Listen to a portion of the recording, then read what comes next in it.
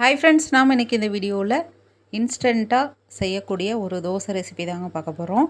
இது முறுன்னு சாப்பிட்றதுக்கு அவ்வளோ டேஸ்ட்டாக இருக்கும். 10 நிமிஷத்தில் செஞ்சிடலாம். எப்படி செய்யலாங்கிறத பார்க்கலாம். ஒரு பவுல் எடுத்துக்கோங்க. அந்த பவுலில் 1 கப் அளவுக்கு அரிசி மாவு நம்ம ஆட் பண்ணிக்கலாம். 1/2 கப் அளவுக்கு கோதுமை மாவு, 1/4 ஸ்பூன் அளவுக்கு சீரகம், தேவையான அளவு தூள் உப்பு, 3 கப் அளவுக்கு தண்ணி ஆட் பண்ணிக்கோங்க. இதை கட்டி இல்லாமல் நல்லா கரைச்சி எடுத்து வச்சுக்கலாம். பாருங்கள், கொஞ்சம் கூட கட்டி இல்லை. கரைச்ச பிறகு ஒரு பிளேட் போட்டு மூடிடுங்க. ஒரு 10 நிமிஷத்துக்கு ஊறி வரட்டும்.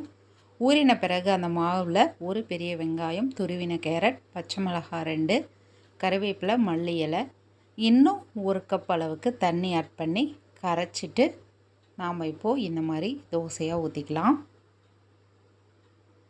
ரொம்ப தண்ணியாக இருக்கணுங்க. அப்போ தான் இந்த தோசை கிறிஸ்பியாக வரும்.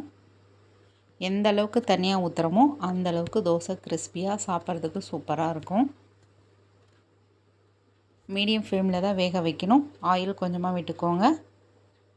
தோசை இந்த மாதிரி நல்ல நிறம் மாதிரி வந்த பிறகு நம்ம திருப்பி போடணும்னு அவசியம் இல்லை. அப்படியே எடுத்துக்கலாம். நீங்கள் விருப்பப்பட்டால் திருப்பி போட்டு வேக வைக்கலாம். இதுவே போதும். நல்லா கிறிஸ்பியாக முறுமுறுன்னு இருக்கும்.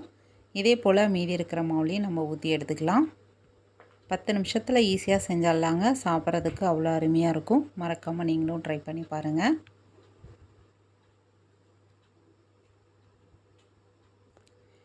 இந்த தோசைக்கு தொட்டுக்க சாம்பார் சட்னியோடு நான் சர்வ் பண்ணேன். இந்த வீடியோஸ் பிடிச்சிருந்தால் லைக் பண்ணுங்கள், ஷேர் பண்ணுங்கள். மறக்காமல் சப்ஸ்கிரைப் பண்ணிக்கோங்க ஃப்ரெண்ட்ஸ். தேங்க்யூ.